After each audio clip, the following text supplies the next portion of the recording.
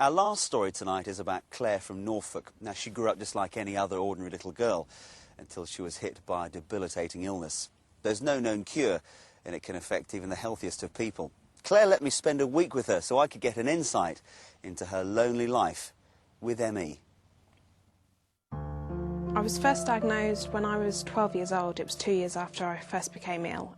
I'd been to lots of different GPs and they'd all said that it was everything from bullying to period pains to migraines, and basically none of them knew what was going on. I've been bedbound for the past 6 years, but before that I was up and down, and so the last 6 years have definitely been the worst, but things are slowly starting to improve.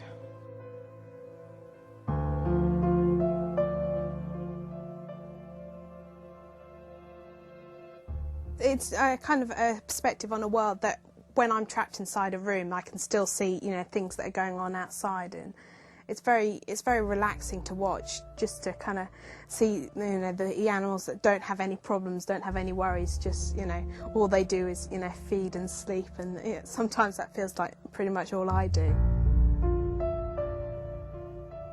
Eventually, Dad found out about an ME specialist. It was amazing to actually find somebody who kind of believed what I was saying and understood, you know, what I was going through. I had to ring a bell for Mum to get her to come up and see me because it takes too much energy just to go to the top of the stairs and cool down. Morning, Claire. Morning. Postman's been. She brings my post up from downstairs, which is one of the highlights of my day. I love hearing from people. I've got lots of pen pals who've got ME, so it's good to get that contact from the outside world. And after that, I then have a rest for half an hour before I go on to do something else.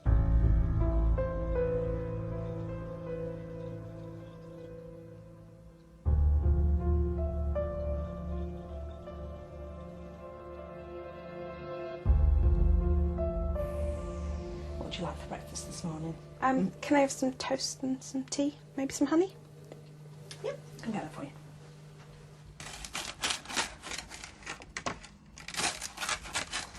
Why are you taking the crust off?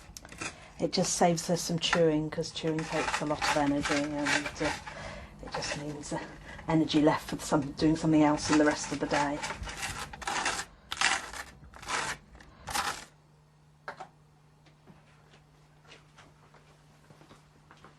Most of my friends have got ME, so they know what my restricted life is, but there is such a different, you know, scale of ME. They're still having to be careful, they're still having to rest, and there are still things that they can't do, but they're still, you know, they're going to university, they've got jobs, and, you know, they're living a normal life.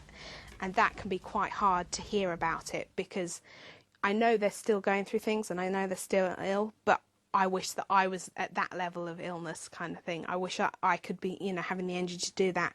And I find it quite difficult hearing what people are up to and that, and I get jealous. And not that I don't want them to be doing it, but that I want to be doing it as well. And so, it can be quite hard to, you know, to deal with that. She used to be off swimming, that was her favourite sport, and she used to do that several times a week, and dancing. In fact, she didn't used to stop, really. She was always on the go doing something or other. When you look back on this time, Anita, obviously you had lots of hopes and aspirations for Claire, didn't you? Yes. I mean, she was a very bright little girl, and obviously was going to go far. I think she probably still will, but it's all been held back by the ME. And it's quite interesting to see all her friends there that have all been to university and now qualified and are out in the world working, and she's not. Does that upset you? It can do if I think about it.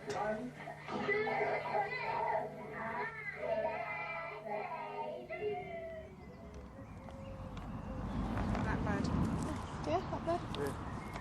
I didn't have a teenage life. I have never been to a club, never been to a pub. I've never gone out to the cinema with a group of friends. I haven't gone to university. I haven't had a job. I haven't done anything like that. So I haven't had a teenage life. I feel my life has been completely different to everybody else who's my age. Do you want me to start serving rice? Yes, please. Okay. When we were at the very lowest, I have an expression, get, do, and she was so low that you couldn't say a full sentence to her, and a kiss from Claire was literally just, she put a finger out and I just touch a finger, and the two words, get or do, was signify, can I get anything, can I do anything? And when you think that an 18-year-old was reduced to that level of communication, it was very difficult. I found it particularly very frustrating. Most of the time they eat downstairs and then come up and see me after I've had a rest. Sometimes they come up if it's a special occasion, somebody's birthday, or we've got a takeaway or something, they'll come up for part of the meal and then they'll go downstairs for the rest of it. I have to use plastic cutlery to do everything to be able to eat, because metal cutlery is too heavy and it's hard work and it uses extra energy before you count the energy of actually digesting the food. Do you find it quite lonely? Yes. Yeah, when I was only able to talk for about 30 seconds at a time, that was definitely the hardest thing, being able to kind of get the interaction in that very short space of time. And there was the majority of the time I was on my own, and it was very, very boring and very lonely. So now I see them for a lot longer and I can talk for a lot longer. So it's not as bad as it was, and definitely, you know, but it's still difficult. It's hard, you know, being trapped in a room and not being able to go down to meet, you know, to see them. When I want company, I have to call them to come up and see me. It was very disruptive. In the early days, I felt like a great gaping void. It was almost like a death, like a bereavement, someone who'd been involved. And Claire, as you probably gathered by now, is a, should we say, a very central, pivotal character within the family.